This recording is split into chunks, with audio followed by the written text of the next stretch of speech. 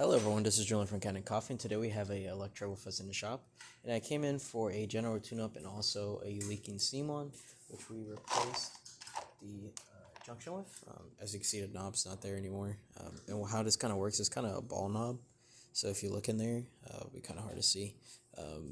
You could twist this little top part to open it up, as you can see right through it, and then when you twist it, it closes. But the more you do it, the more that ball starts to wear down, and at some point when it's wear down enough, steam just goes right around it, even though it's fully closed. So we replaced it with a brand new one. Just quickly test the steam functionality on this. There you go. As you can see, working really good. And then of course, fully closed. Should fully close that steam one, as you can see there. No leaks at all. And now we're going to quickly test the machine. We did a tune-up where we replaced all the gaskets on the machine. Also, don't worry if this runs a little too fast or a little too slow. I don't calibrate our grinder to the machine. This is a piston machine, so you want to pull all the way down.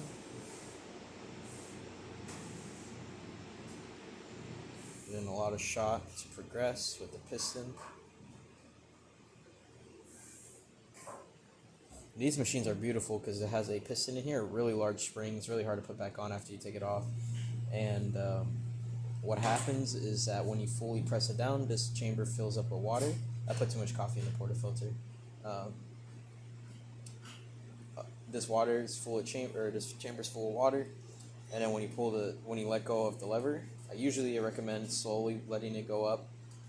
But when you let go, it starts that piston starts pushing all that water into the chamber, of course. We're just going to push a little bit more now that it's a little loosened. There you go. And now it's going to start pouring. It's a really cool system. This is an older style espresso machine. This is how most of the older machines were back in the day. It's still going, and of course it's going to stop right at the top here. You do have to kind of be careful with these machines, just because sometimes if your puck prep or your grinder's getting old and you get more looser coffee and you pull it all the way down and you let go, sometimes the piston's so strong it snaps back really quick and it can hit your chin and hurt quite a lot.